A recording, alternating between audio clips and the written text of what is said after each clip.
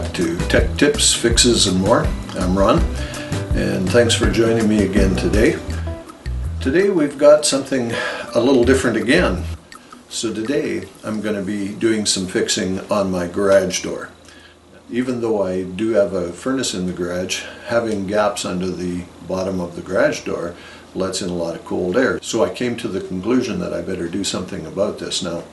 So stay tuned and we'll get right into it. So here's the garage door. It's a 16-foot door, and as you can see, the driveway is kind of slumping on either end. It's a common thing that happens in our area, and that leaves gaps underneath the corners. You also see that I have a seal on there from before, and it's in bad shape. It's ripped at the ends. I've tried to fix it a couple of times. It's sealing quite well in the middle, as you can see.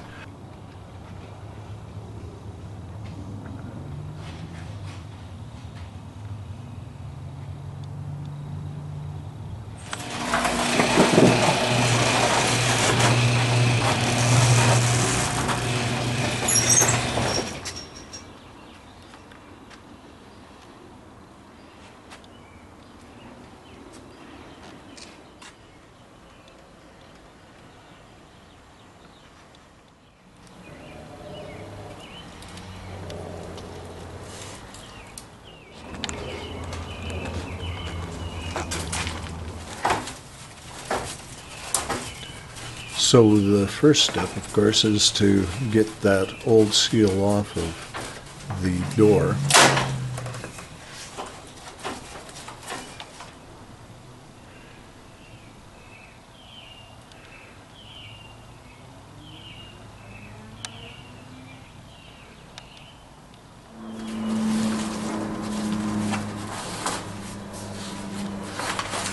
The seal just is held on by a plastic molding. It's easy to pull out.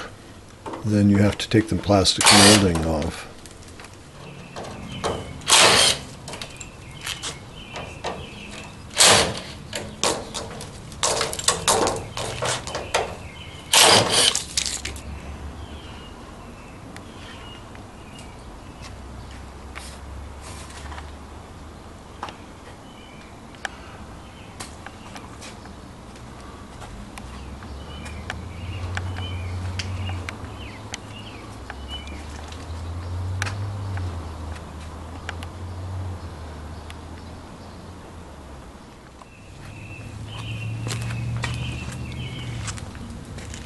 This garage door has seen some better days.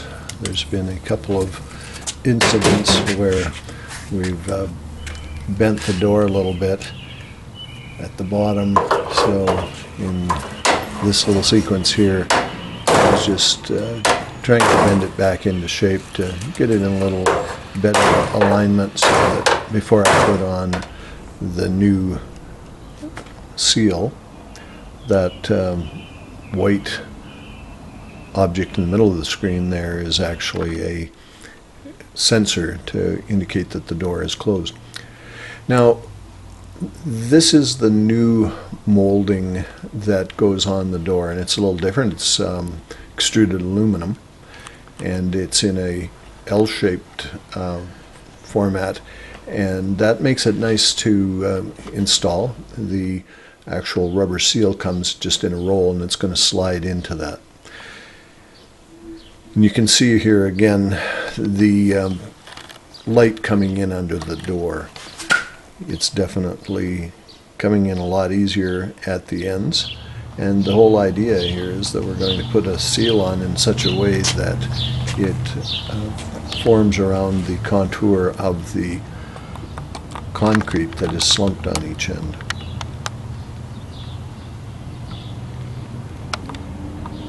It's about an inch and a half at one end, and I think a little less at the other end. Actually, the other end was pretty close to the same. It's just a shorter span.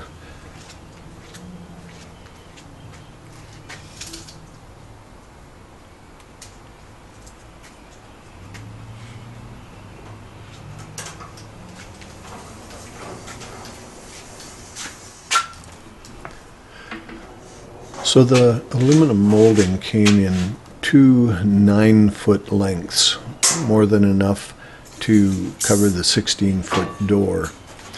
And that made it easier to get home from where I purchased it, but it also made it easier to mount it.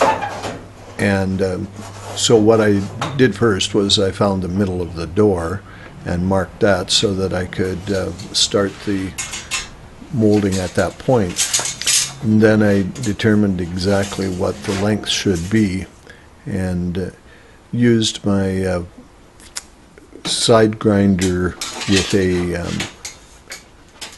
cutting blade on it to chop that off, which worked quite nicely on that soft aluminum.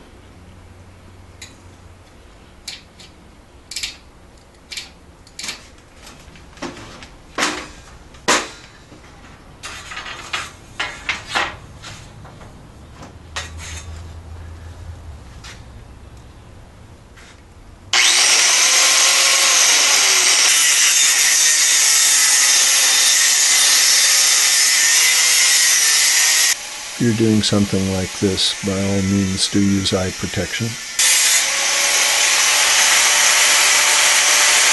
And the person that sold me the kit for this, he suggested that I cut the aluminum in such a way that the last 2 or 3 inches of the L bracket were gone, so that you could avoid interfering with some of the items at the end of the garage door. You don't want it to be coming in contact with any of the hardware there. And then after cutting, of course, a little bit of filing to take off some of the edges.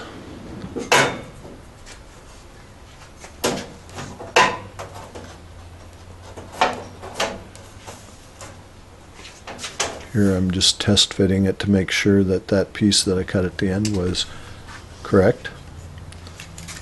And then I'm trying to see just whether or not that extruded aluminum should go tight to the bottom of the door in the middle, and how far up it was going to move, and how much room I had at the end.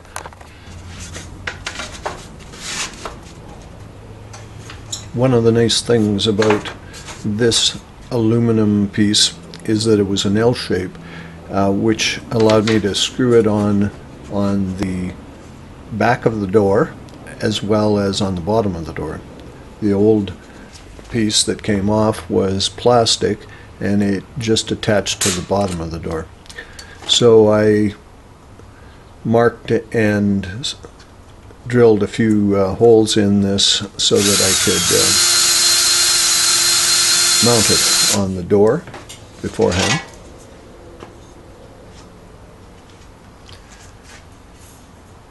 I just used some green painting tape just to temporarily hold it in place while I got everything set.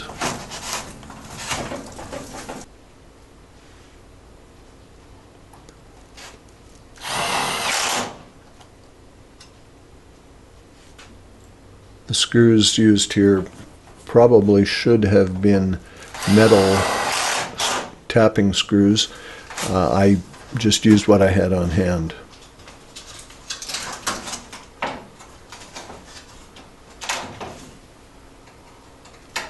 Sorry about the quality of this particular shot. It was a little dark in there, and I probably should have moved the vehicle too. But I was just getting things set so that I could put the screws in and put the wooden piece in, the wooden shim in at the right spot. So here's the wooden shim being made. I just basically measured how much width I needed at the far end of the door, and then cut it on an angle back the length that it needed to be on a taper.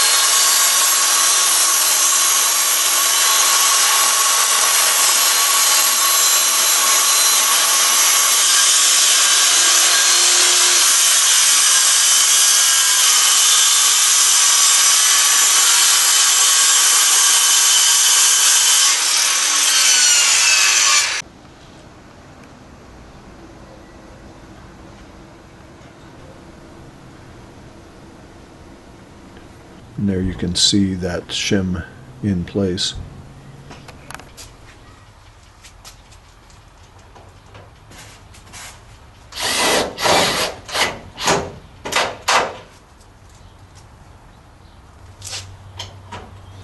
The aluminum is quite malleable, so it conforms to the shape of the shim I put in there quite easily.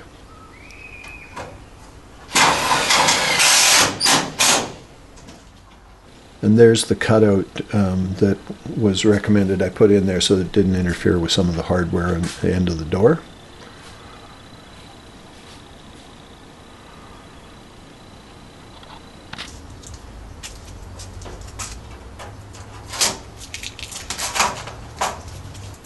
And now to measure the shim for the other side of the door. This piece was shorter, but a little bit thicker.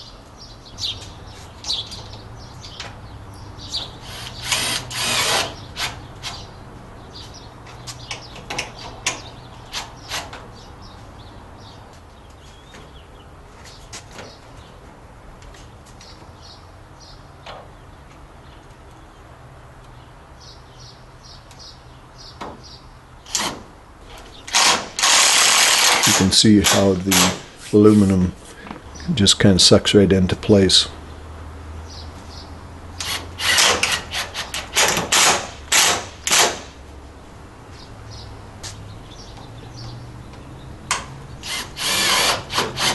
The shim was thick enough in this particular case that I didn't actually have to trim the extrusion so that it didn't interfere with the hardware.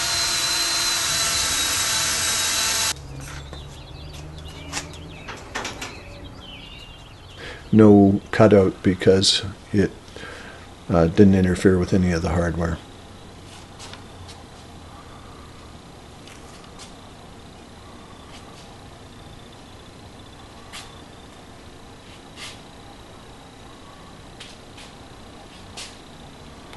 So now this is a U-shaped seal, and it slides in an aluminum piece using these T-shaped ends on it.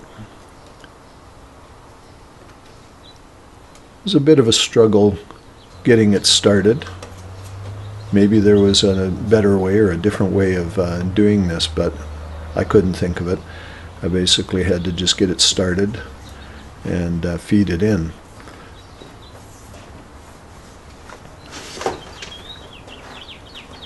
Which is easy enough to do yourself to get started. The problem comes when you're trying to feed it and pull it all the way across the 16-foot door.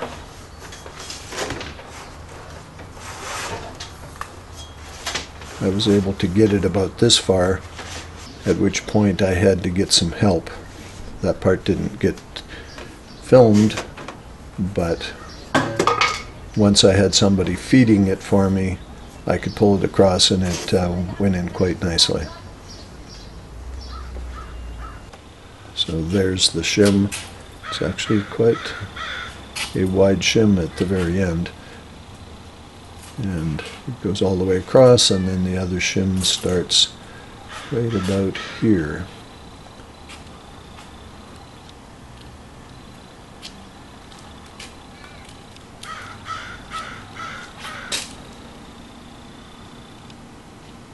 And there's the view from the outside. And you can see that it's fitting very nicely on the top of the cement, sealing quite well. I also checked this from inside during the daylight, which makes it easy to see if there's any light leaking through, and it was actually quite good. So that's pretty much what it took to get a new seal on the bottom of my garage door. It probably cost me, I think, around $100, maybe a little less. It took me the better part of a day to put it together, and it turned out really quite well. I'm looking forward to seeing how well that seal holds in the heat next winter when it starts getting cold.